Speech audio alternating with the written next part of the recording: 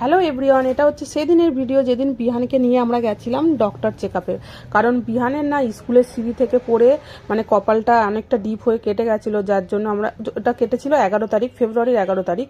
তো সেদিন কেটে গেলে আমরা ওকে নিয়ে চলে এসেছিলাম ডক্টরের কাছে। তো ডক্টর একটা স্টিচ করেছিল, তো যার জন্য সেই স্টিচটা কাটতেই আমরা এসেছিলাম 15 তারিখ, কেটেছিল হচ্ছে 11 তারিখ, আর আমরা ঠিক 4 দিন পরে 15 তারিখে এসেছিলাম ওর স্টিচটা কাটতে।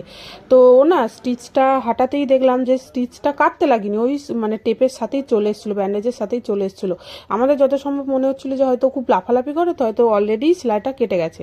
ঠিক আছে, তো এই হচ্ছে ওর মানে সেলাই একদিকে খুব ভালোই হচ্ছে যে সেলাইটা কাটতে হয়নি, কারণ কাটতে গেলেও একটু লাগতো। যাই হোক, স্টিচের দিন খুবই কেঁদেছিল। যাই হোক, ও এখন একদম অলরাইট, একদম মানে পুরো ফাইন আছে, কোনো অসুবিধা নেই। তো যাই হোক, এই যে হচ্ছে ওর একটু ডিপ হয়েছিল, যেটা একটু ভরাট হয়ে গেছে। তো স্কুলে ওর লাস্ট ইয়ার এটা, তো লাস্ট ইয়ারেই ও একটা মানে ঘটনা ঘটিয়েই ফেললো। ও যেহেতু আর 2 মাস আছে, এবার অন্য স্কুলে চলে যাবে, তো লাস্ট ইয়ারেই ও একটা স্টিচ নিয়ে স্কুল থেকে বেরোবে যে আমার এখানে পড়ে কেটে গেছিলো। এটাই বলছিলাম আমরা পড়ে যাওয়ার পরে। তো যাই হোক, চলো, এখন আপাতত কাটা অনেকটাই ঠিক হয়ে গেছে। এই হচ্ছে, ও আবার না স্টিচটা তোলার পরে মানে ব্যান্ডেডটা তোলার পরে বলছিল, মা আমাকে একটু দেখাও, আমাকে একটু দেখাও কেমন। তো এইটা হচ্ছে সেই ভিডিওতে ওকে দেখাচ্ছিলাম যে দেখো কেমন কি হয়েছে। ও নিজেই দেখছিল যে কেমন কি হয়েছে। তো এখনও একদম ঠিক আছে।